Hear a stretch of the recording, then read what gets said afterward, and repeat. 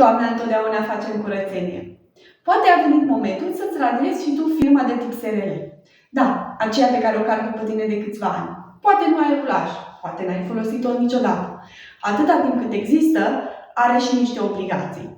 Dacă te-ai hotărât să o radiezi, ar trebui să știi care sunt etapele.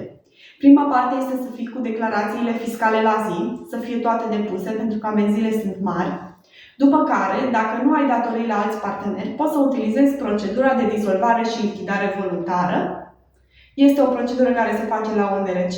Într-adevăr, are o durată un pic mai mare, dar ea se poate face. Astfel, prima parte este etapa 1, de dizolvare și lichidare a firmei voluntare, se întâmplă în același timp, se depune la ONRC, va fi publicată în monitor oficial 30 de zile. La 30 de zile de la publicare, poți să mergi în etapa a doua, radierea firmei. Asta înseamnă că vei avea un bilanț de lichidare a firmei unde ți se va returna acel capital de 200 de lei, se depune cererea la ONRC împreună cu situația de la ANAF și firma 3 zile este gata. Tot ce ai nevoie este să fii foarte consecvent și puțină răbdare. Chiar dacă îți place ce ai auzit și ce ai văzut, te invităm să dai un like și subscribe. Să găsești mai multe informații pentru antreprenori.